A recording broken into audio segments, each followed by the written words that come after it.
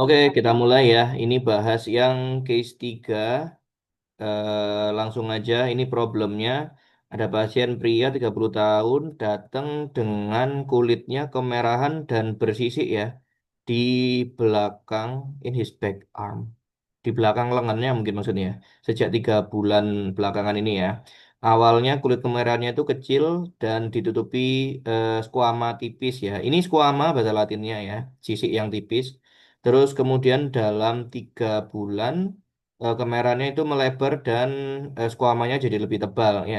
Lesi ini disertai dengan rasa sedikit gatal dan sensasi terbakar ya, panas ya. Penyakitnya ini dia kambuh beberapa kali dalam 2 tahun belakangan ya. Bapaknya juga punya penyakit yang sama, tapi sudah meninggal ya. Pasien ini sudah berobat, tapi dia sudah merespon baik ya, tapi kambuh lagi yang sekarang ya. Terus dia ini juga punya eh, kebiasaan merokok ya. Oke, bercak merah, gatal di ekstremitas ya. Oke, kita lihat hipotesisnya psoriasis vulgaris ini bisa ya, apalagi ada faktor ini sisik tebalnya itu dan kambuh-kambuhan ya. Ini khasnya penyakit autoimun dan ada riwayat genetik dari bapaknya mungkin juga ini mendukung ke arah autoimun ya. DD-nya yang lebih dekat itu adalah infeksi jamur, setuju. Tapi kalau infeksi jamur biasanya skuamanya tipis ya, tipis di pinggir aja dan ini ada central healingnya. Jadi bagian tengahnya itu putih, tapi bagian tepinya dia eh, apa namanya merah ya, masih aktif inflamasinya. Penyakit alergi kulit ya, dermatitis kontak alergi ini juga bisa, tapi harus ditemukan ini ya, ada riwayat kontak ya dengan obat oles mungkin ya, lesinya atopik, eh, mungkin dermatitis atopi juga bisa ya, atau ini yang gara-gara alergi ya. Ini kronis, kumat-kumatan sesuai juga dengan pasien, tapi biasanya skuamanya nggak tebal ya. Dan biasanya itu ini di seluruh tubuhnya, nggak cuma di satu bagian aja. Biasanya meluas lesinya. Dermatitis yang lain, oke, dermatitis numularis, ini setuju. Numular tuh yang bentuknya kayak koin ya, ya merah-merah gitu kayak koin. Tapi biasanya dia itu warnanya lebih kehitaman ya, lebih kecoklatan ya. Nah, ini sebenarnya masuk ke dalam spektrumnya dermatitis atopik ya. Ini setuju juga. Terus dermatitis seboroik. Nah, kalau seboroik itu biasanya di kepala. Nah, ini jadi bermanifestasi sebagai ketombe ya. Itu apa namanya? Skuamanya yang lepas-lepas dari lesinya itu jadi ketombe itu ya. Kalau di badan ya nih skuamanya tipis juga ya. Tapi karena dia bilang skuamanya tebel, ini arahnya ke psoriasis ya. Oke. Ini pemeriksaan fisiknya, pasien tampak baik dan sadar penuh ya. Tingginya 70 cm, beratnya 70 kilo, masih normal. TTV-nya normal, kepala leher normal, jantungnya nggak ada masalah, parunya normal, abdomennya normal ya. Nah, ekstremitasnya tidak ada edema, kukunya normal ya.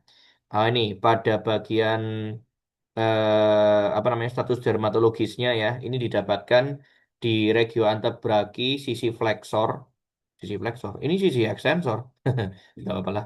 Sisi fleksornya didapatkan plak erythematos ya, plak kemerahan berbatas tegas, ukurannya 5 kali 4 cm, lumayan besar ya. Distribusinya simetris, ini kanan kiri ada ya. Permukaannya ditutupi oleh skuama. Nah ini skuama yang kering, tebal dan warnanya abu-abu keperakan ya.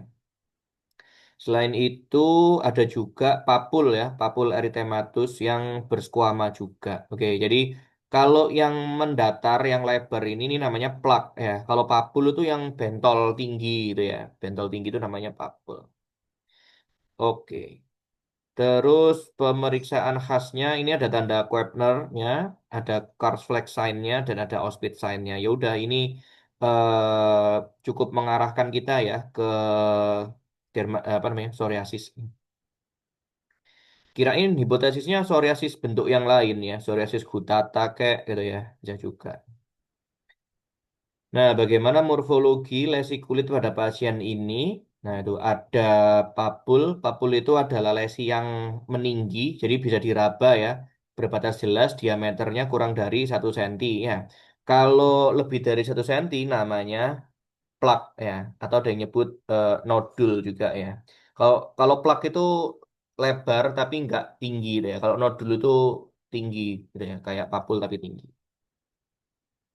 Nah, terus squama atau scale ya, squama itu adalah akibat dari hiperkeratosisnya ya. Jadi penebalan pada stratum corneumnya akibat peningkatan proliferasi sel atau keterlambatan pelepasan selnya itu. Jadi harusnya kan dia lepas ya stratum corneum itu kan jadi stratum disjunctum. Nah, tapi dia telat lepasnya.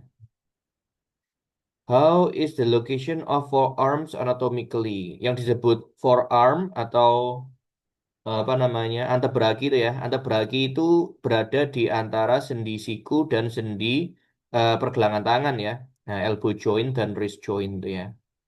Nah di proksimalnya eh,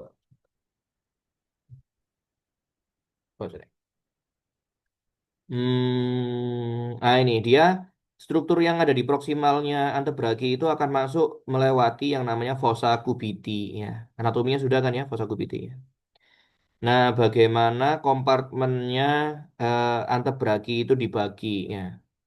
Oke, nah jadi kita harus lihat atlas kalau ini ya. Antebragi itu harusnya dibagi jadi 2 kompartemen aja kok nanti. Antebragi. Nah, ini antebragi. Ini ya antebragi pada potongannya ya. Kita coba lihat. Nah, yang penting di antebragi itu nanti dia akan terbagi menjadi ini kompartemen anterior dan kompartemen posterior. Nah, kan 2 kompartemen ya. Nah, kompartemen ini dipisahkan oleh septum intermuscularis lateralis dan membrana interosea ya.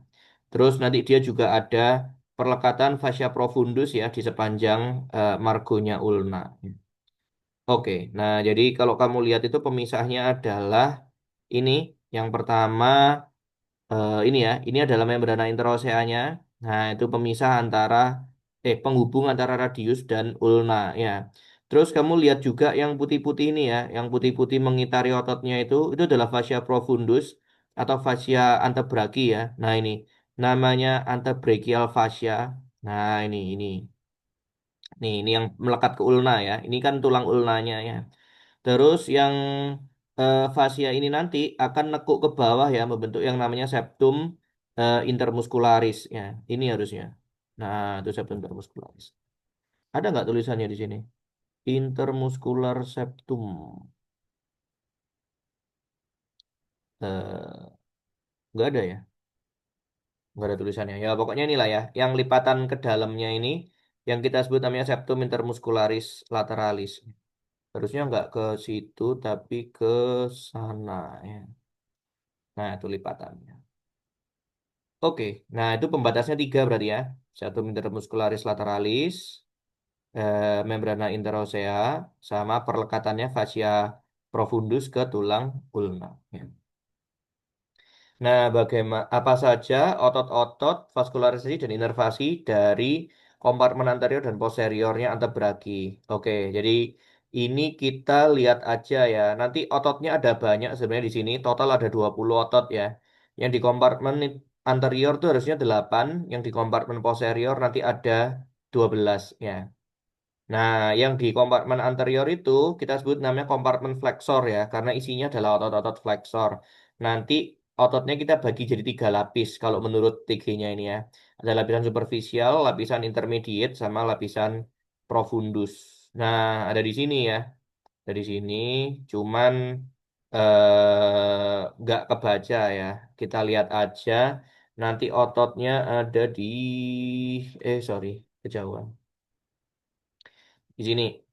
Nah ini yang lapisan superficial itu ada musculus pronator teres, musculus flexor carpi radialis, musculus palmaris longus, sama musculus flexor carpi ulnaris ya. Itu yang lapisan superficial ya. Nah, terus nanti kalau otot ini dipotong, kita bisa lihat otot lagi di bawahnya, itu lapisan intermediate, isinya itu adalah musculus flexor digitorum superficialisnya. Nah, kalau bukunya membagi jadi tiga lapis, nah ini adalah lapisan keduanya. Yang di sini ini adalah lapisan pertama. Oke. Kalau ada juga buku itu yang memasukkan cuman ada dua lapis aja, lapisan satu dan dua. Jadi ini dimasukin lapisan superficial semua. Oke, tapi buku ini yang dipakai adalah yang membagi jadi tiga ya. Nah, jadi ada lapisan pertama, flexor carpi ulnaris, palmaris longus, flexor carpi radialis, sama pronator teres ya. Ada empat kan. Terus lapisan kedua itu adalah flexor digitorum superficialis. Terus yang lapisan ketiga, lapisan profundus ya, itu ada tiga. Flexor digitorum profundus, flexor pollicis longus, sama pronator quadratus ya. Jadi kamu lihat gambar berikutnya, kalau dipotong, mana? Nah ini kalau dipotong kelihatan flexor digitorum superficialis kan, ini lapisan keduanya ya. Nah, nanti kita potong lagi otot ini, baru kelihatan otot yang di lapisan ketiga. Nah, ini. Ini yang panjang ini adalah flexor digitorum profundus.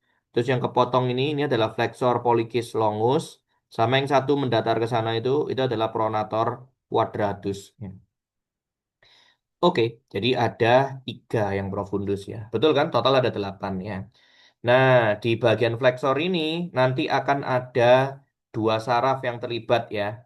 Secara umum itu diinervasi pakai nervus medianus ya. Kecuali dua otot, flexor carpi ulnaris dan sisi medialnya flexor digitorum profundus.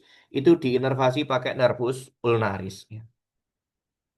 Nah, nanti kalau kamu baca inervasinya, ini nih, flexor digitorum profundus. Nah, itu ya, bagian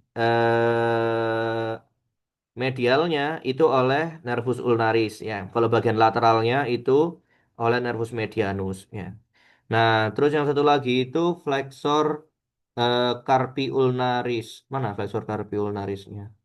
Oh, di atas ya. Nah, ini flexor carpi ulnaris. Nah, itu diinervasi pakai nervus ulnaris ya.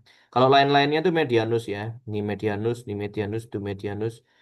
Oke, jadi semua ototnya diinervasi nervus medianus kecuali flexor carpi ulnaris sama bagian medialnya flexor digitorum profundus. Ya,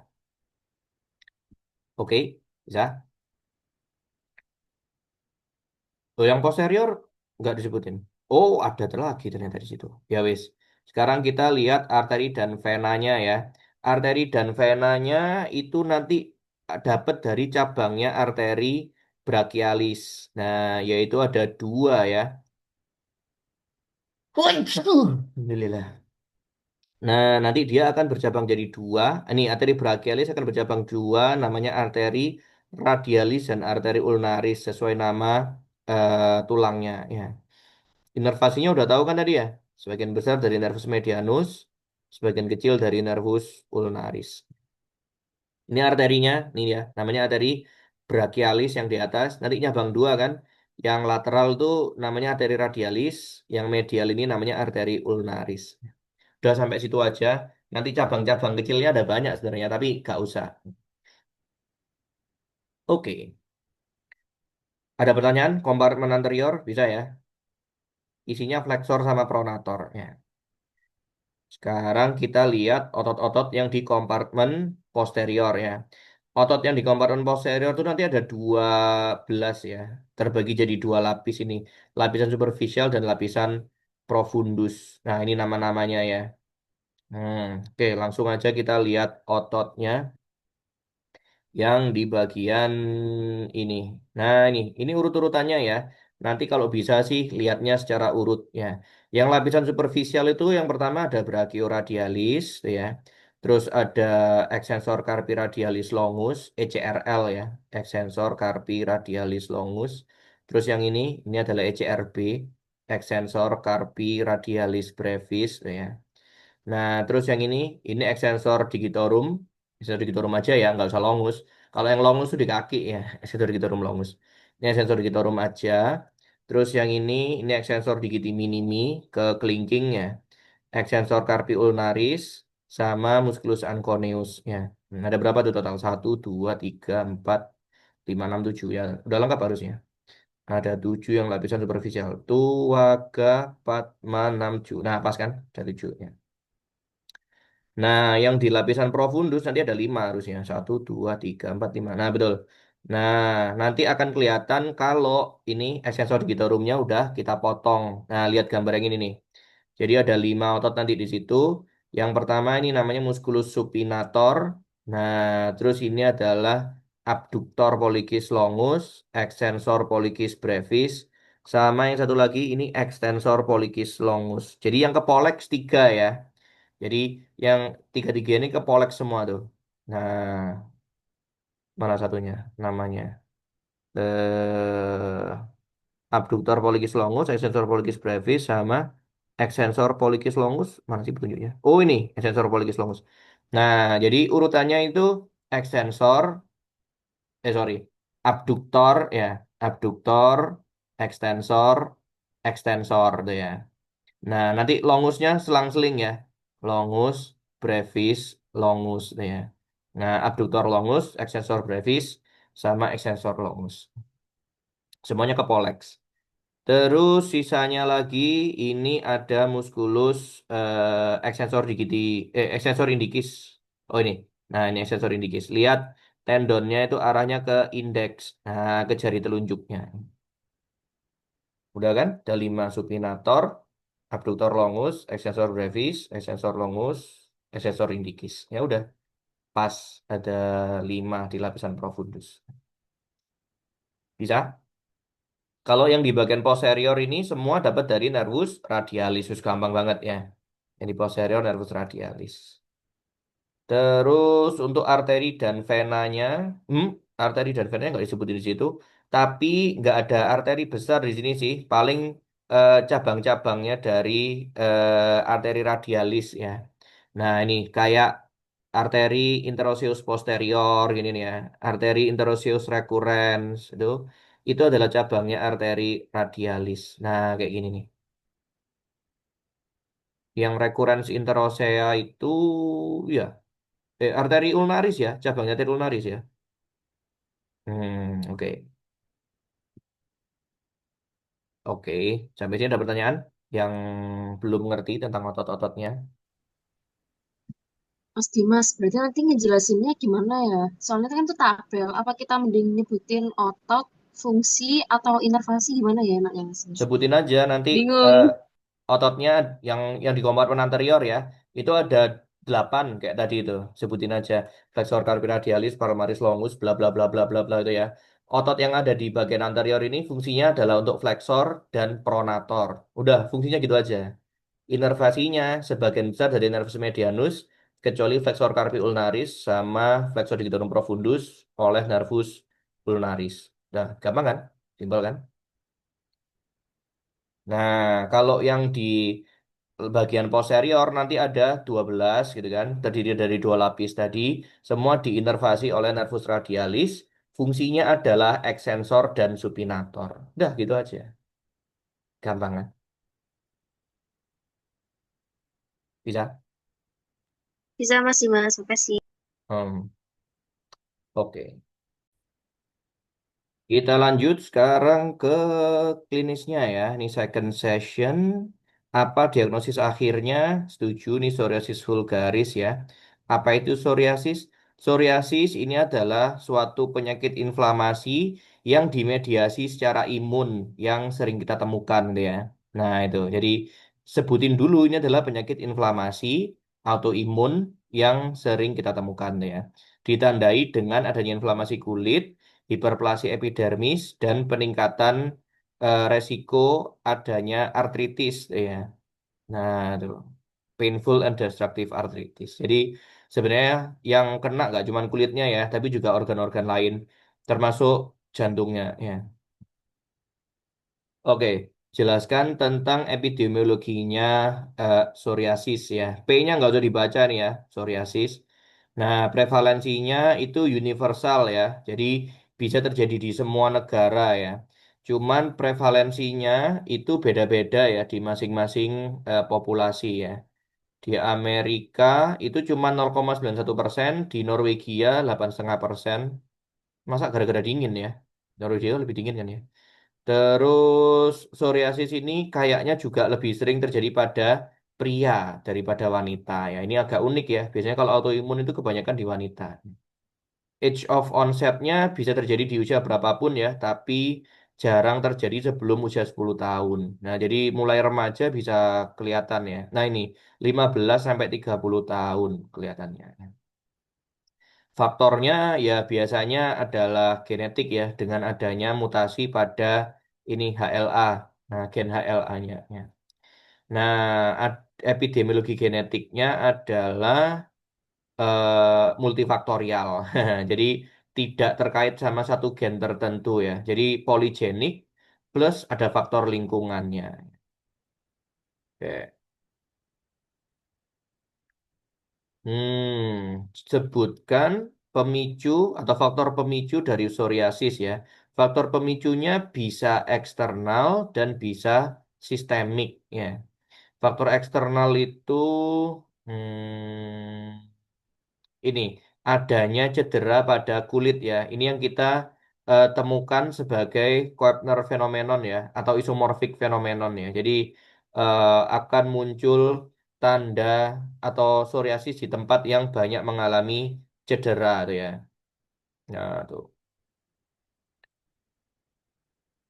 Nah, nih, Koepner positif itu memberi kita info ya, atau menandakan bahwa psoriasis ini sebenarnya adalah penyakit kulit yang general, yang terjadi di secara umum kulitnya, tapi dipicu secara lokal ya. Jadi artinya semua bagian kulitnya si pasien ini dia beresiko kena apa namanya, kena psoriasis, tapi terutama adalah kulit-kulit yang rentan mengalami gesekan, tuh ya.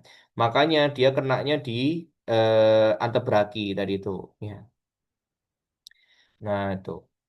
Atau di belakang siku sini biasanya ya. Coba aja kalau kamu pakai laptop tuh ya atau pakai komputer, pasti antebrakimu kan kegesek meja ya. Nah, itu pemicunya dia eh, jadi muncul psoriasisnya. Ada juga faktor pemicu yang sistemik ya. Sistemik itu berarti artinya di seluruh tubuhnya ya. Jadi bisa gara-gara infeksi, bisa infeksi bakteri, bisa infeksi virus ya, kayak HIV gini. Nah, bisa juga faktor endokrin ya, hipokalsemia. Ini aku belum tahu penyebab pastinya kayak gimana ya. Terus faktor risiko yang lainnya adalah stres psikogenik. Nah, nih, stres psikis ya, itu juga termasuk pemicu sistemik yang sering ditemukan ya. Nah, jadi stres ini berkaitan dengan awal penyakitnya, presentasi awalnya, dan juga berkaitan dengan flare ya, atau kekambuhannya. Nah, kekambuhan dari psoriasis yang udah ada ya. Terus bisa juga dipengaruhi sama obat-obatan ya, obat-obatan termasuk litium. Litium ini obat itu ya, anak hiperaktif ya. Apa sih? Orang itu loh, bipolar. Kadang kita kasih litium ya. Penggunaan interferon ini obat antivirus biasanya ya. Anti PD1 antibodies, beta blocker nih obat jantung ya, sama obat anti malaria. Nah, obatnya itu yang golongan ini pemicunya ya. Nah, atau bahkan juga ini penggunaan kortikosteroid sistemik yang di taper secara cepat ya. Rapid taper itu maksudnya dosisnya diturunkannya kecepatan ya. Jadi harusnya kan kalau pakai eh, steroid itu kan dipertahankan dulu 2 minggu, terus diturunkan sedikit gitu ya. Dipertahankan lagi 2 minggu, terus diturunkan sedikit gitu kan. Jadi tapernya itu pelan-pelan gitu ya. Kalau orang itu langsung kamu turunin dosisnya gini dalam waktu yang cepat, itu bisa kumat psoriasisnya. Oke, jadi tapering off-nya pelan-pelan. Terus pemicu yang lain konsumsi alkohol, merokok, dan obesitas ya. Pasien nggak ada kan ya obesitasnya? Enggak sih tadi kayaknya ya. Can you explain the pathogenesis of psoriasis? Nah ini nggak jelas sih. Hmm, ya selain nggak jelas patogenesisnya juga nggak jelas skemanya ya. Kabur. Hmm. Beberapa faktor seperti obat-obatan, penyakit tertentu, dan infeksi penyakit kronis, gaya hidup, dan pengaruh lingkungan itu serta predisposisi genetik ya, itu akan mengaktifkan, nah ini. termasuk adalah defek pada sel T regulator ya. Jadi itu pemicu utamanya ya. Nah ini defek pada regulator T cell. Regulator T cell itu kan sel T yang menekan proses inflamasi ya. Nah, kalau ada gangguan-gangguan seperti ini, ternyata dia memicu cascade inflamasi pada dermisnya. Ya. Oke.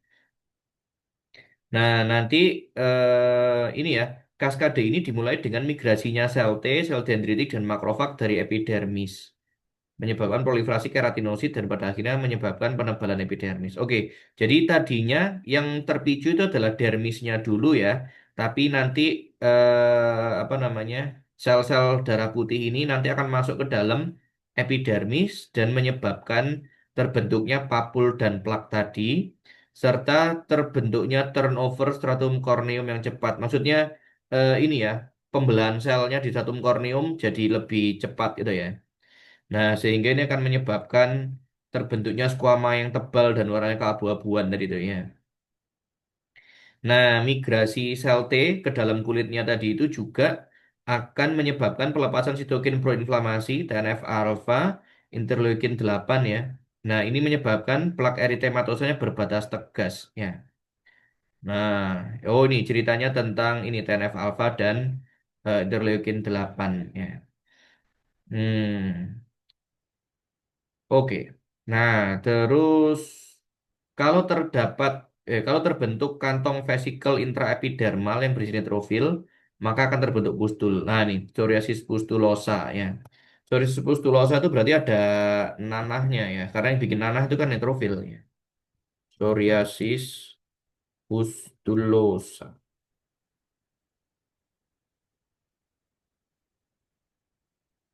Jadi bentuknya psoriasis kan banyak ya. Nah ini, kalau bintiknya itu jadi kuning-kuning gitu, nah itu namanya psoriasis pustulosa, disertai dengan penumpukan sel neutrofil ya. Makanya warnanya kuning, bernanah ya. Oke, udah sih, itu aja yang perlu dijelasin. Jadi yang terlibat di sini utamanya adalah sel T regulator tuh ya, terus sel T helper tadi ya, sel dendritik sama makrofagnya. Hmm, itu terus menyebabkan turnover di sel epidermis jadi meningkat ya.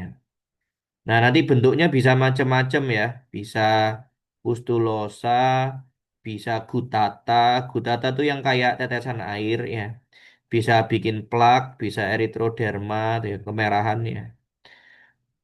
Cuman dia belum jelasin gatelnya dari mana ya.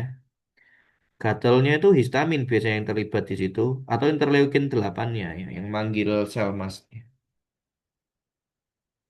Oke. Nah, jelaskan tipe-tipe temuan kulit ya pada psoriasisnya. Nah, yang pertama itu adalah psoriasis yang tipe plak ya. Kayaknya pada pasien kita yang ini ya. Nah, tipe plak ini adalah munculnya plak merah yang berbatas tegas dan meninggi ya, dengan skuama yang keputihan di permukaannya ya. Terus di bawah skuamanya itu muncul daerah eritema yang homogenus dan glossy, mengkilap ya. Dan bisa berdarah tuh ya. Itu yang kita sebut namanya Auspitz signs ya. Jadi kalau skuamanya kita kelupas itu ya, itu eh, di bawahnya akan muncul merah-merahnya. Itu perdarahan kapilernya ya. Namanya Auspitz sign.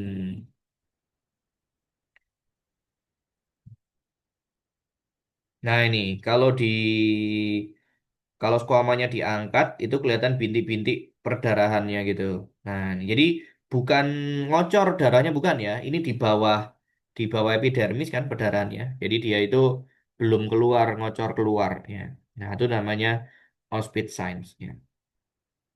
Terus tadi kita juga punya yang namanya Koepner ya, tanda Koepner, Koepner sign. Ini adalah munculnya yang namanya isomorphic response ya. Jadi induksi trauma pada psoriasis pada kulit yang tidak mengalami lesi itu ya. Nah, ini jadi kalau psoriasis itu terjadi di satu tempat, maka dia akan muncul juga di banyak tempat yang lain itu ya. Jadi kalau orang itu banyak gesekan di siku kirinya itu mungkin aja dia diikuti dengan muncul juga hal yang sama di siku kanannya tuh ya. Nah, itu namanya tanda Koepner ya. Terus, nah ini tempat munculnya psoriasis yang plak ini ya, itu munculnya biasanya di sisi ekstensor. Nah, tadi aku bilang ya, itu kan yang kenanya di sisi ekstensor. Tadi aku bilang gitu kan waktu di gambar tadi. Nah, ini sisi ekstensornya. Kalau sisi flexor harusnya yang daerah depan sini ya, yang lebih putih.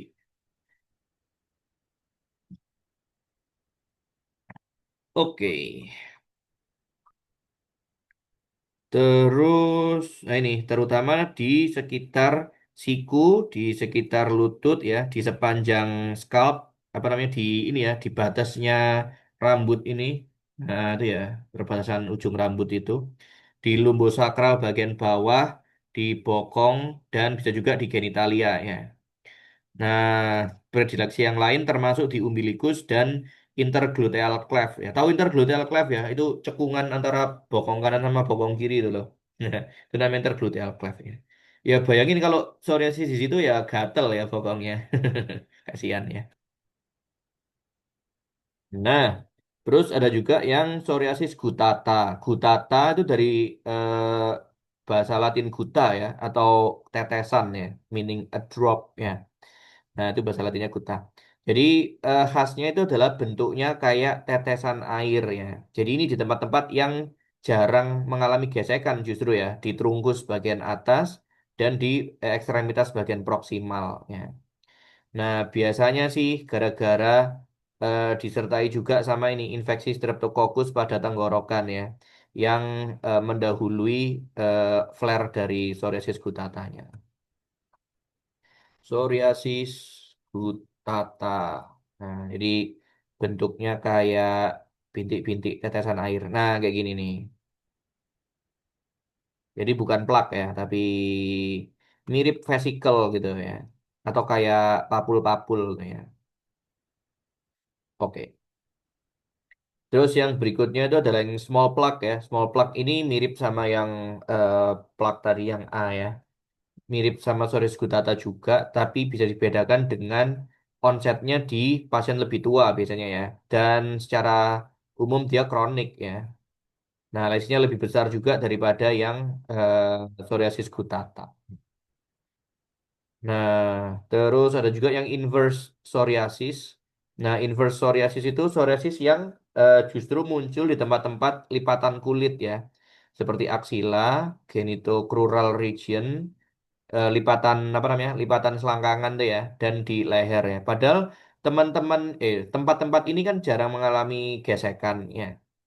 Nah, skuamanya biasanya tipis ya atau bahkan nggak ada ya, jadi cuma kelihatan sebagai eritema aja, mungkin ada papulnya gitu ya.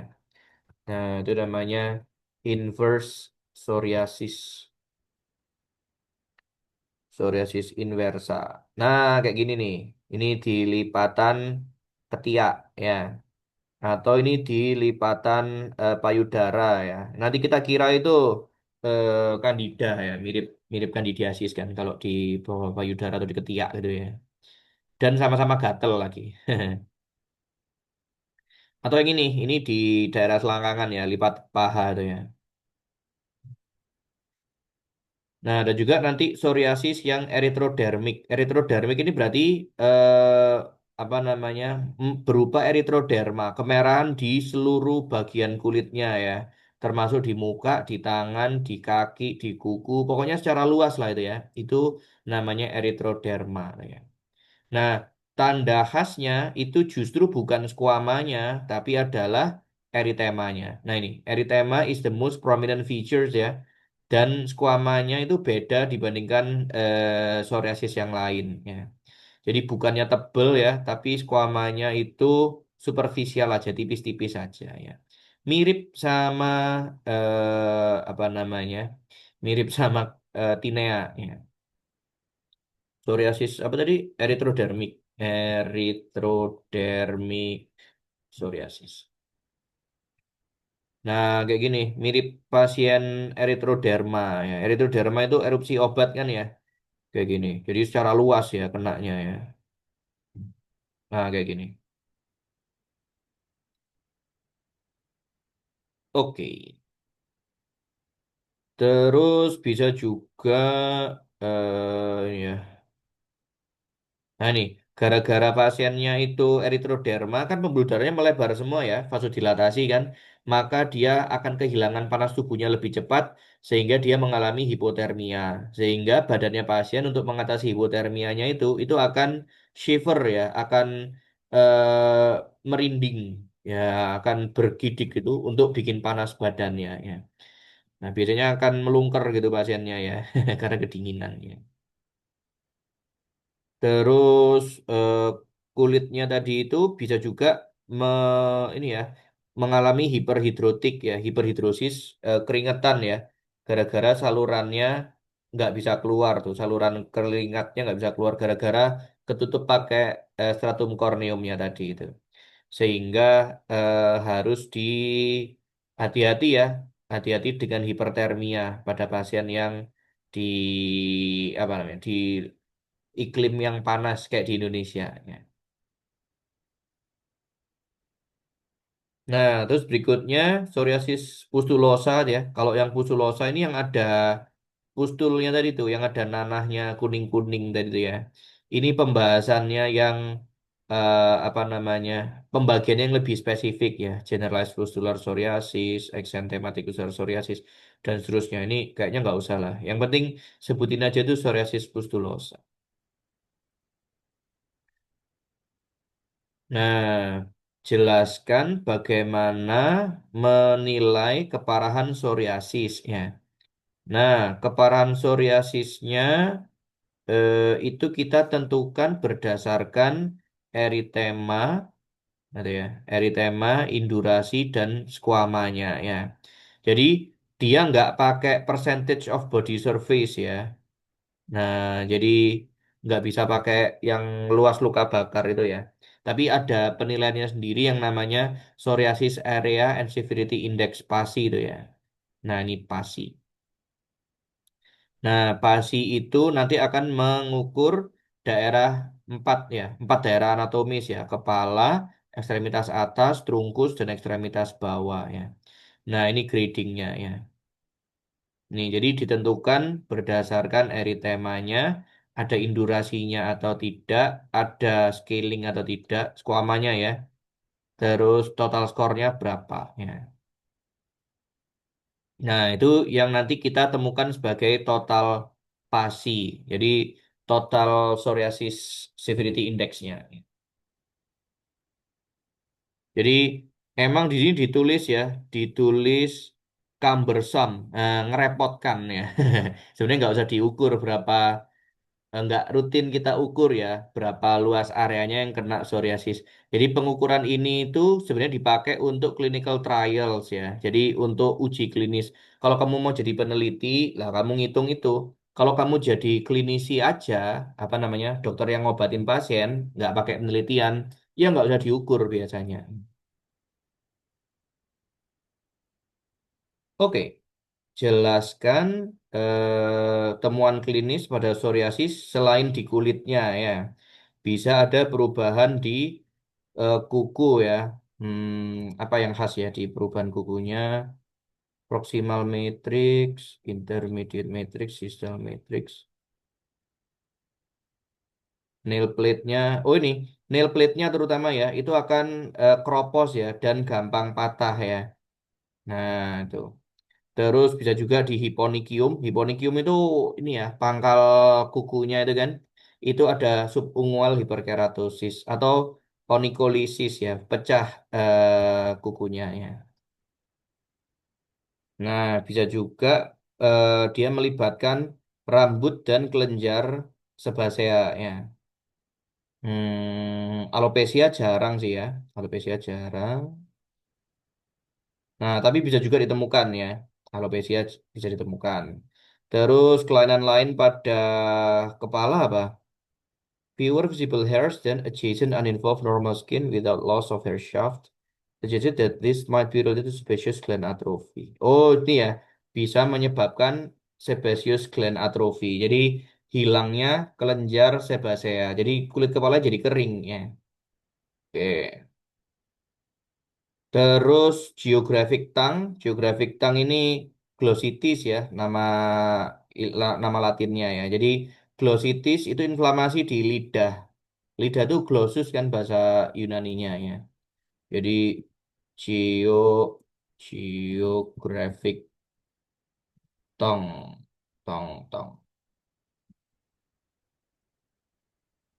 Nah ini jadi jadi kayak peta tuh ya. Jadi lidahnya jadi pelentong-pelentong kemerahan gitu ya. Lidah itu kita itu kan harusnya agak putih gitu ya karena ada apa namanya? Ada epitel berlapis pipinya kan. Nah, ini jadi terkelupas juga tuh. Ini geographic tongue.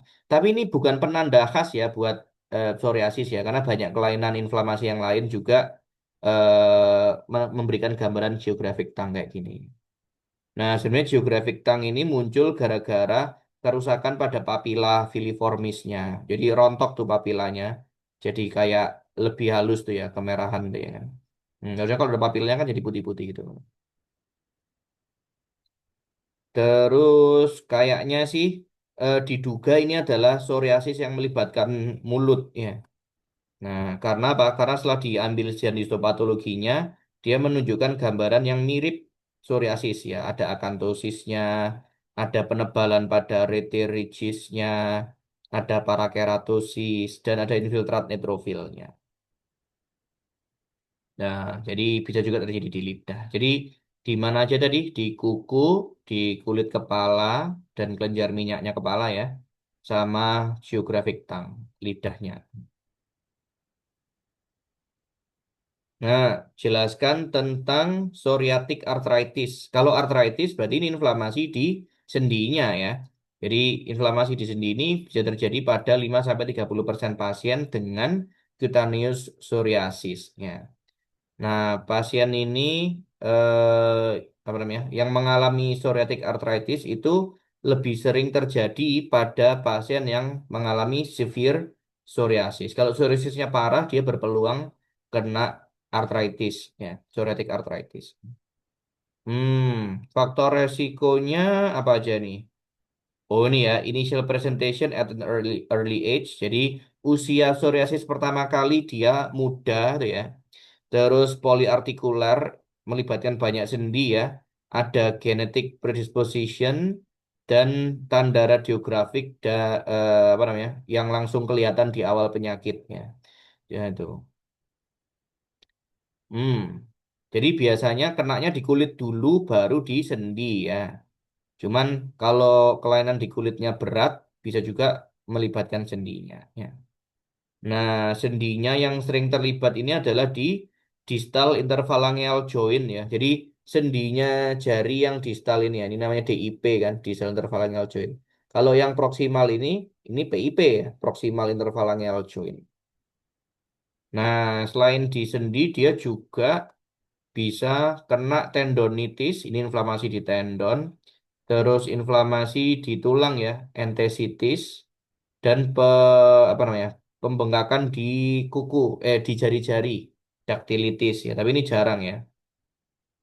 Diagnosis awal artritis itu penting ya, karena progresi penyakitnya ini sebenarnya muncul gara-gara gangguan fungsi dan menyebabkan kerusakan pada sendinya ya. Jadi hati-hati pada artritis psoriatik. Nah, bagaimana hubungannya psoriasis dengan penyakit-penyakit lain ya? Nah, infeksi. Nah, hubungannya dengan infeksi apa tuh yang penting?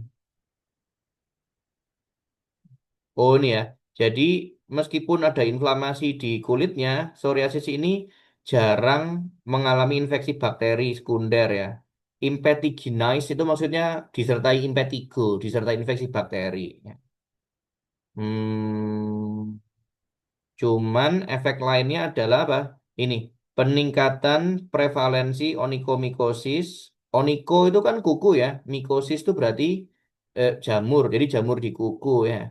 Gara-gara kandida itu meningkat ya pada pasien psoriasis. Ya itu deh. Berarti oke. Berarti dia jarang terinfeksi bakteri, tapi meningkatkan resiko terinfeksi jamur ya. onychomycosis terutama di kukunya ya.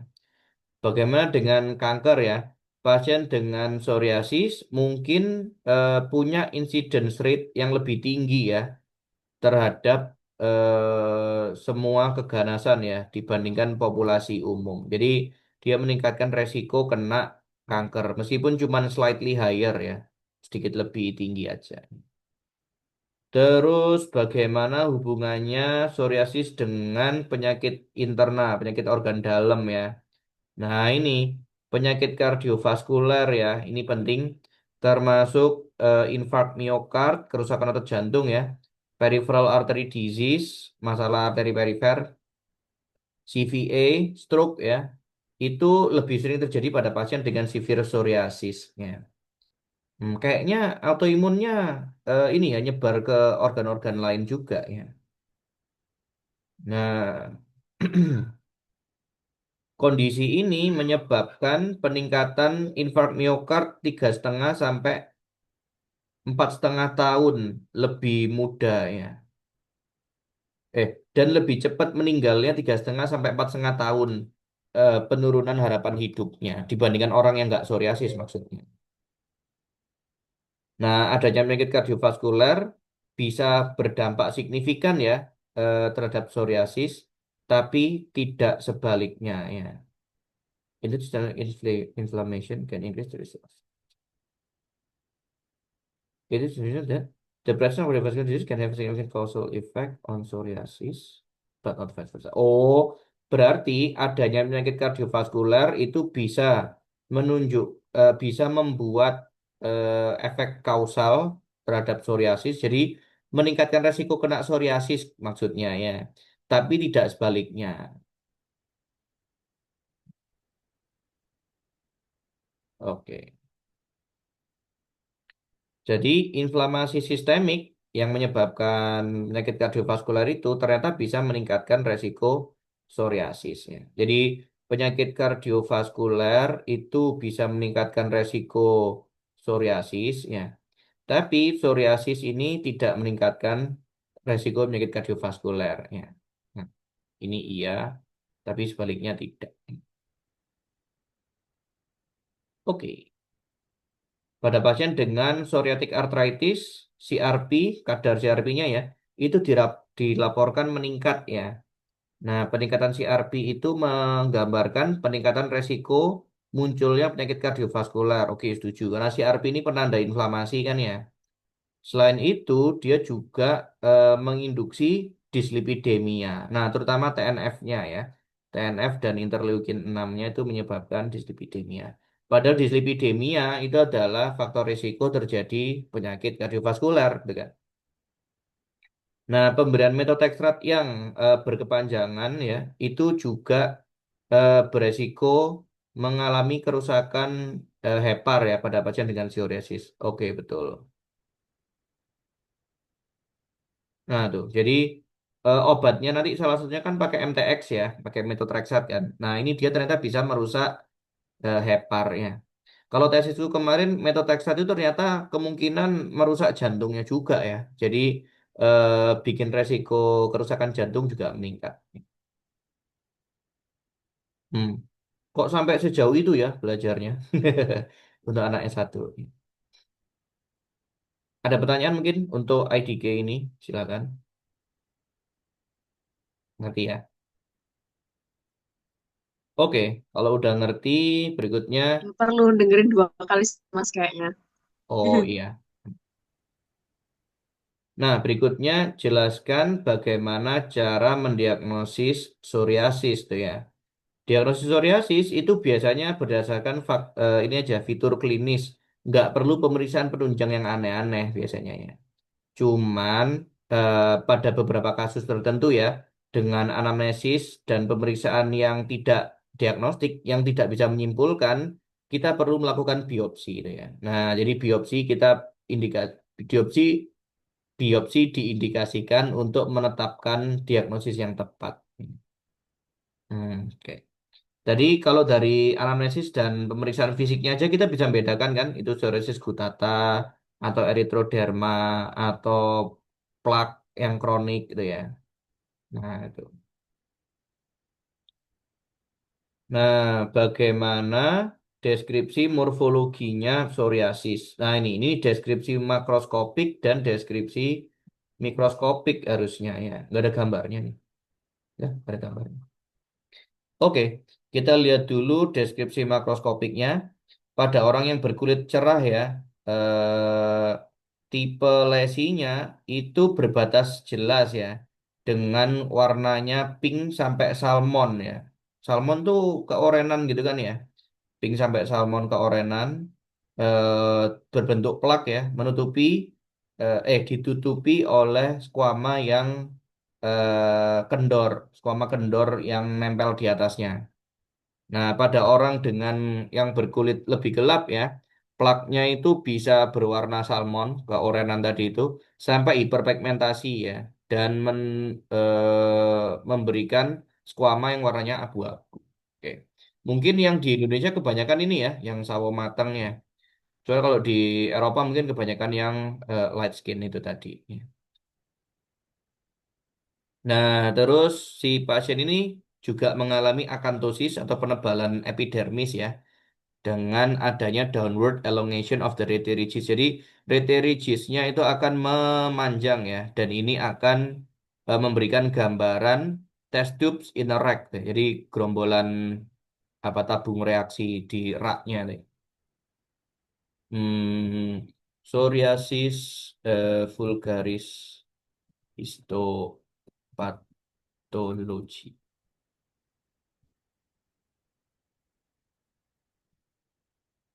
Nah, ini ya. Jadi pada pasien ini fitur yang pertama kita kenali itu adalah penebalan di epidermisnya.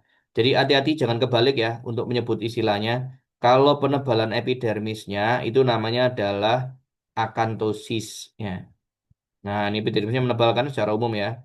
Nah, terus yang ini ada penonjolan rete-ridgesnya ke bawah nih. Tuh, jadi penonjolannya jadi lebih panjang ya. Nah, ini tadi. Jadi ini tampak seperti test tube tadi ya. Jajaran test tube di rak labnya itu ya. Itu pemanjangan rete ridges. Oke. Hmm, terus nanti juga akan kelihatan lagi yang namanya ini parakeratosis ya. Nah, parakeratosis itu adanya nukleusnya sel tadi itu di stratum corneum ya. Tuh lihat, harusnya stratum corneum itu udah nggak ada nukleusnya kan. Ini masih ada ungu-ungu itu berarti masih ada nukleusnya tuh di situ. Nah, itu namanya parakeratosis. Terus nanti juga ada penipisan lapisan epidermis yang menutupi dermal papil. Dermal papil tuh ini kan tonjolannya dermis yang menonjol ini namanya dermal papil. Nah, di bagian atasnya itu dia menipis nih kayak gini. Penipisan epidermis yang menutupin dermal papil tuh ya. Oke. Terus nanti juga ada kelihatan ini ya, pelebaran pembuluh darahnya ketika squama itu dilepas ya. Tadi kita sebut namanya Auschwitz sign kan ya. Terus juga kelihatan ini neutrofil membentuk agregat ya atau menggerombol ya, yang kita sebut namanya pustul atau Munro microabscess tuh ya. Nah, ini parakeratotic stratum corneum ini ini adalah Munro microabscess ya. Microabscess Munro ya. Oke, terus perubahan yang sama ya juga bisa kelihatan pada infeksi jamur sebenarnya ya. Jadi harus dibedakan juga dengan pewarnaan khusus ya. Ini tadi sudah, ini kesimpulannya lagi. Ini kesimpulannya ya, pada kulit yang lebih putih itu squamanya tampak batas tegas, warnanya salmon sampai pink ya. Kalau yang pada kulit lebih gelap itu warnanya salmon color tuh ya sampai hyperpigmented sampai coklat ya dengan squamanya yang abu-abu. Terus bisa ditemukan Auschwitz sign ya. Nah ini khasnya ya, khasnya biasanya di tempat-tempat yang mengalami trauma mekanik ya. Nah, sekarang kita lihat gambaran mikroskopiknya. Nah, bisa dilihat epidermal changes-nya. Ini ya perubahan epidermis ya. Ada akantosis. Akantosis tadi itu apa namanya? Penebalan serat, epidermis ya dengan pemanjangan rete-ridge-nya tadi itu yang kita sebut test tube inner rack tadi itu ya. Terus hilangnya stratum granulosum. Stratum granulosum itu harusnya kan di sini ya. Harusnya yang ungu-ungu ini loh, ini kan stratum granulosum. Harusnya itu kan penuh ini lapisan stratum granulosumnya. Lah itu jadi lebih kabur ya. Jadi hilang stratum granulosumnya. Terus ada juga parakeratosis. Parakeratosis itu masih adanya nukleus pada stratum corneum. Nah ini tadi ya. Nih. Jadi ada nukleus di stratum corneum itu namanya parakeratosis. Kalau disertai sama neutrofil di sini, nah itu namanya Monro microabscess tuh ya. Nah, jadi jangan keliru ya. Itu dua hal yang beda. Terus ini penipisan suprapapillary plates tadi udah tahu ya. Ini adalah bagian epidermis yang menutupin papilla dermis, suprapapil plates. Ya. Nah, terus juga ada ini perubahan vaskular, perubahan pembuluh darahnya ya. Yang tadi menyebabkan Auspitz signs itu adalah pelebaran pembuluh darah dan tortus. Tortus itu apa sih? Contortus apa ya bahasa bahasa Latinnya? Bahasa Indonesianya itu berkelok-kelok. Nah, jadi berkelok-kelok pembuluh darahnya dan melebar ya. Ini kalau kamu lihat di sini itu banyak pembuluh darahnya tuh di dermal papilnya. Nah, itu, itu, tuh ya pembuluh darah jadi lebar-lebar gitu. Makanya karena pembuluh darahnya melebar, pas kita kelentek skuama, kita kelentek, pas kita kelupas skuamanya itu kelihatan merah-merah kan. Nah, itu yang kita sebut namanya Auspitz signs tadi itu. Nah, jadi kalau dilihat dari atas kan merah tuh pembuluh darahnya. Oke, terus bisa juga disertai dengan infiltrasinya sel inflamasi ya. Nah ini, kalau ada neutrofilnya di stratum corneum, kita sebut namanya Munro microabscess tuh ya. Nah, kalau dia itu ada di epidermisnya, di pars spongiosanya itu, kita sebut namanya spongiform pustules ya, of Kohut ya. Nah, jadi ngumpulnya di sini tuh. Nah, pustule of Kohut ya. Nah, juga differential diagnosis yang penting itu adalah ini superficial fungal infection, infeksi jamur kulit ya. Nanti kita bisa singkirkan dengan PAS dan GMS. Oh, ini teknik pewarnaan buat jamur kan ya. Cukup banyak klinisnya. Nanti silakan dirangkum dan dihafalin ya seperti biasa. Nah, sekarang kita ke sesi ketiga nih. Hmm, dokternya melanjutkan terapi sebelumnya ya dan menambahkan moisturizer pelembab ya untuk memperbaiki skin barrier-nya. Terus dokter menyarankan pasien untuk menghindari memanipulasi lesi ya. Jangan diutak-utak lesinya, jangan digaruk-garukin ya. Atau menggunakan obat-obatan selain yang diresepkan sama dokter dan berhenti merokok ya untuk mencegah kekambuhannya. Nah, untuk mencegah kekambuhannya, dia juga disarankan untuk memanage stresnya. Pasien datang ke dokter lagi sebulan setelah itu ya, dan kemerahan kulitnya berkurang, skuamanya jadi lebih tipis, dan lesinya membaik. Wah, Alhamdulillah. Nah, jelaskan pertimbangan umum untuk manajemennya psoriasis ya. Nah, jadi yang pertama itu ini ya kita harus mengeksklusi atau menyingkirkan faktor pemicunya, terus juga faktor pemberatnya ya kayak infeksi atau obat-obatan tertentu atau stres psikologisnya. Tadi udah di adviskan dokternya kan buat menghindari ini ya. Terus untuk menilai luas area psoriasisnya tadi kita punya skor PASI tadi tuh ya. Nah, terus nih untuk gangguan kualitas hidupnya ya. Jadi pasien dengan psoriasis ini dia bisa mengalami yang namanya psycho emotional stress tuh ya. Gara-gara apa? Gara-gara malu sama lesi kulitnya itu dan gatalnya ya, gatalnya cukup mengganggu ya. Nah, jadi harus diedukasi ya, harus dijaga biar pasiennya itu nggak stres ya. Dan termasuk dukungan dari keluarganya ya. Ini bukan gara-gara pasiennya jorok ya, ini autoimun nih. Nah, terus kita juga harus memperhitungkan ini responsivitas terhadap treatment sebelumnya ya. Oke, kalau udah pernah pakai obat yang bagus ya, ya diulang lagi ya. Hmm. Oke. Nah, bagaimana pengobatan topikalnya untuk psoriasis? Pengobatan topikalnya bisa pakai ini ya. Eh, topikal steroid ya. Ini nggak jelas sih. Biasanya kita pakai steroid yang kuat ya, yang potensi kuatnya. Kayak apa namanya? Clobetasol tuh ya. Mungkin nanti kalau ada tabelnya yang lebih bagus bisa dikirimin.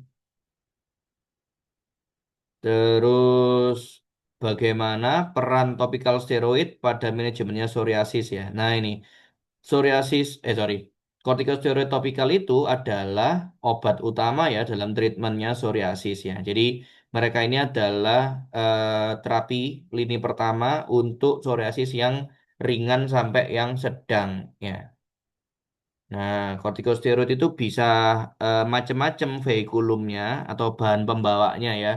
Bisa salep, ointment yang berminyak gitu, atau bisa krim yang lebih cair, apa namanya, lebih berair, krim ya, atau bisa lotion ya, lotion yang lebih cair lagi ya, dan macam-macam ya. Nah, jadi pasien itu minimal 80% pasien yang diobati dengan ini topical corticosteroid yang hipotensi, tadi aku bilang ya, yang potensinya kuat, itu dia mengalami kesembuhan tuh. Nah, biasanya perbaikannya itu tampak dalam 2 minggu ya. Oke. Nah, cuman hati-hati ya. Pasien itu bisa mengalami takifilaksis atau rebound ya. Takifilaksis itu ini efek obatnya jadi menurun tuh ya. Nah, tuh. Jadi nih, yang disarankan itu adalah penggunaan obat secara intermiten. Ya, jadi obatnya itu nggak setiap hari ya. Nah, tapi setiap 2 sampai 3 hari atau kalau akhir pekan aja ya dibandingkan terapi obat yang setiap hari itu ya. Jadi takifilaksis itu efek obatnya menurun ya. Biar nggak cepet takifilaksis, ya mending diselang-seling aja ngobatinnya. Hmm, ini adalah indikasi dan kontraindikasinya kortikosteroid topikal ya. Nah, jadi untuk indikasinya itu adalah psoriasis yang ringan sampai yang sedang ya. Ini terapi first line-nya. Terus untuk yang psoriasis berat, nah itu seringkali dikombinasi pakai vitamin D itu ya. Bisa juga pada ini monoterapi untuk psoriasis fleksural yang di lipatan ya, di lipatan siku atau lipatan ketiak tadi itu, dan di muka tuh. Nah, ini pakai yang mild strength ya, pakai yang ringan aja kalau di muka ya. Kalau yang recalcitrant plaques ya, atau yang butuh ditutup ya, itu ditutup pakai plastik atau hydrocolloid gel tuh ya. Jadi ada penutupnya khusus ya kalau perlu ya. Nah, itu indikasi penggunaan steroid. Yang jangan diberi steroid itu utamanya kalau ini ada infeksi lain, infeksi bakteri, infeksi virus, atau infeksi jamur apalagi ya. Mycotic infection nggak boleh dikasih steroidnya. Atau ada atrofi pada kulitnya, nanti malah selnya nggak tumbuh kalau dikasih steroidnya. Atau ada dermatitis kontak alergi, nah karena konstituen kortikosteroidnya. Bukan steroidnya sendiri, tapi bahan pembawa obatnya. Nah, bagaimana penggunaan glukokortikoid topikal ya sebagai terapinya ya? Oke, jadi sebenarnya obat-obatannya ini lebih bagus itu diberikan secara topikal ya. Nah, kalau kita oleskan di kulitnya pasien itu ternyata ada absorpsi yang berbeda-beda ya, tergantung tempat eh, mengoleskan apa namanya obatnya dan apa vehikulumnya itu ya. Nah, jadi kalau tempatnya itu di kulit yang tipis ya, kayak di muka, kayak di kulit kepala, lah itu kan absorpsinya lebih besar daripada kalau kulitnya tebel kayak kulit siku, kayak kulit telapak tangan, ini kan lebih tebel. Jadi absorpsinya lebih kecil. Itu kalau berdasarkan tempatnya. Kalau berdasarkan vehicle-nya atau vehikulumnya ya. Kalau obatnya itu bentuknya unguentum, bentuknya ointment yang pembawanya minyak, itu penetrasinya lebih dalam. Jadi obatnya lebih banyak menembus ke sistemik ya. Tapi kalau kamu pakai yang krim, nah itu efek menembus kulitnya itu nggak sebesar unguentum. Jadi kalau pengen cuma di kulit aja, pakailah yang krim. Ya. Nah, steroid itu nanti akan dipilih berdasarkan kekuatannya, potensinya ya. Terus tempat keterlibatannya ada di mana dan keparahan penyakit kulitnya ya. Biasanya itu steroid yang lebih kuat itu dipakai di awal ya. Habis itu kita turunkan potensi steroidnya. Kayak di taper off gitu ya. Nah, bisa juga ini kalau pada muka ya atau daerah yang tertutup seperti aksila atau groin, groin itu inguinal ya. Itu kita pakai glukokortikoid yang non fluorinated ya. Nah, ini steroid yang bisa dipakai ya. Triamcinolone acetonid, triamcinolone hexacetonid. Nah, itu bisa dipakai. Triamcinolone ini steroid yang kuat ya. Steroid kuat. Kayak clobetasol juga. Nah, apa sih toksisitasnya penggunaan steroid topikal itu? Nah, ini ya, penggunaan kronik untuk steroid yang topikal itu bisa menyebabkan skin atrophy, jadi menipis kulitnya ya. Bisa jadi stria, stria itu ada garis-garisnya. Bisa telangiektasis, telangiektasis itu pelebaran pembuluh darah kulitnya ya. Nah, jadi kayak ini telangiektasis. Ektasis. Tele, tele itu kan ujungnya. Angio itu pembuluh darah, ektasis itu melebar. Nah ini, pelebaran pembuluh darah yang kecil-kecil di perifer. Nah kayak gini nih. Nah biasanya akan lebih kelihatan kalau di muka ya, telangiektasis ya. Kalau di ketek ya kayaknya nggak apa-apa lah telangiektasisnya. Oke. Terus bisa juga purpura, purpura itu kemerahan ya, bintik-bintik kemerahan gitu, dan erupsi acneiform, mirip jerawat tuh ya. Hmm. Terus hati-hati juga dia ada ini gangguan pada HPA aksis. HPA aksis masih ingat ya? Apa itu hipofisis, hipotalamus, pituitary adrenal axis. Ingat ini kita pakai steroid. Steroid itu adalah hormonnya adrenal kan. Kalau kamu kasih steroid dalam jumlah besar, berarti kadar steroidnya dia meningkat kan. Berarti hipofisisnya nggak perlu dong bikin ACTH banyak-banyak. Nah itu ya. Jadi dia akan menurunkan sekresi ACTH-nya karena di dalam tubuhnya pasien udah banyak steroidnya. Nah, kayak gitu. Itu yang harus kamu pikirkan ya, terutama penggunaan steroid yang kuat atau steroid yang pakai unguentum. Nah, yang pakai ointment. Bagaimana penggolongan terapi glukokortikoid? Nah, ini ya. Jadi ini kita bedakan berdasarkan potensi atau kekuatan steroidnya ya. Jadi mulai yang kelas 1 sampai yang kelas 7 ya. Yang kelas 1 itu yang paling kuat, yang kelas 7 itu yang paling lemah ya. Nah, jadi kita tadi sudah kenal beberapa steroid kan di sini ya. Betametason dipropionat itu ya, clobetasol propionat itu ya, dan lain-lainnya ya. Nah, nanti kalau steroid yang agak lebih lemah itu nih triamcinolone acetonid itu ya. Jadi dia masih masih masuk yang kuat tapi bukan di golongan satu ya. Golongan satu itu apa namanya? Yang paling kuat ya. Nanti kamu bisa turunin lagi beta betametason yang dipropionat gitu ya. Nah, jadi ini berdasar apa namanya? Meskipun obatnya itu sama, kalau bentuk sediaannya beda, ini lotion kan, ini yang ointment. Nah, itu samar-samar kebaca tuh. Kalau yang ointment ini dia yang lebih kuat, ya. Nah, jadi semakin kuat berarti semakin banyak kemungkinan efek sampingnya kan. Nah, harus hati-hati. Kalau yang pakai hidrokortison cream ya itu yang steroid lemah lah. Ini cocok buat untuk muka itu ya. Bisa pakai itu. Nah, sebutkan berbagai macam diferensial diagnosisnya psoriasis ya. Nah, ini. Jadi yang di kotak ini aja berarti yang dia harus disebutin ya. Apa aja tuh? Most likely nggak kelihatan ya. Ini sih kayaknya Tinea corporis ya. Tinea corporis.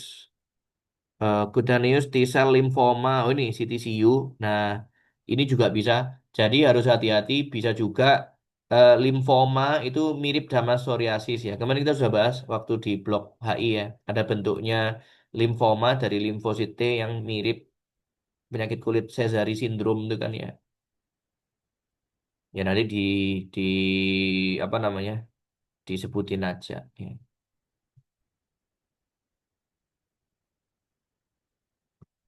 Jelaskan perjalanan klinis dan prognosisnya psoriasis ya. Nih, pada usia yang lebih muda, usia onset yang lebih muda ya, dan riwayat keluarga yang berhubungan dengan psoriasis, itu dia ini beresiko mengalami widespread and recurrent disease. Jadi penyakitnya bisa luas dan bisa kambuh lagi, kayak pasien kita nih kan. Nah, luas dan kambuh ya. Nah, beberapa pasien itu sering kambuh terjadi secara mingguan atau bulanan tuh ya. Tapi ya pasien-pasien yang lain mungkin lebih stabil ya dan hanya kadang-kadang aja kambuhnya ya. Jadi kalau kambuhnya itu mingguan ya cukup parah tuh kambuhnya ya. Nah, kita sebagai dokter juga harus menanyakan tentang keluhan sendinya. Nah, jangan-jangan dia kena psoriatic arthritis kan tadi ya. Nah, joint symptoms sebelum usia 40 tahunan itu ya atau adanya riwayat sendi yang panas dan bengkak itu ya harus membuat kita curiga terjadinya PSA, psoriatic arthritis dari itu ya. Nah, kalau yang ini psoriasis gutata itu seringkali self limited ya, cuman terjadi 12 sampai 16 minggu aja meskipun tanpa diterapi ya. Tapi kalau yang chronic plaque psoriasis itu seringkali lifelong disease, jadi penyakit seumur hidup ya. Dan nggak tentu kapan kumatnya ya. Oke, spontaneous remission atau sembuh sendiri ya, itu bisa terjadi pada 50% pasien ya. Hmm, Lumayan bisa sembuh sendiri, tapi ya obatin aja daripada berharap pasienmu sembuh kan. Mending kita obatin dulu aja. Terus sampai sejauh ini tidak ada pencegahan ya untuk psoriasis, jadi belum ketemu pencegahannya. Dikasih apa ini pasiennya? Dikasih betamethasone dipropionate ointment. Nah, betamethasone ointment ini berarti steroid yang kuat ya. Terus dikasih methadone, napa disilat ya. Methadone ini pelembab kan? Methadone.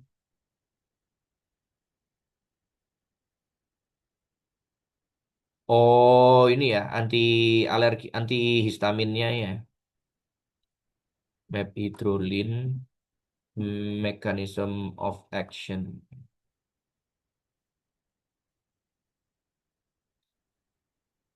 Nah, ini antihistamin ya, antihistamin reseptor satu buat gatalnya ya. Oke, Mepidrolin 50 mg kalau gatal aja. SPRN tuh Prorenata ya kalau perlu aja. Oke, sampai situ aja dulu. Cukup banyak ya untuk yang kasus ini. Nggak bisa dicoret kah dari Soka? Semoga dicoret. Ada pertanyaan? Silakan.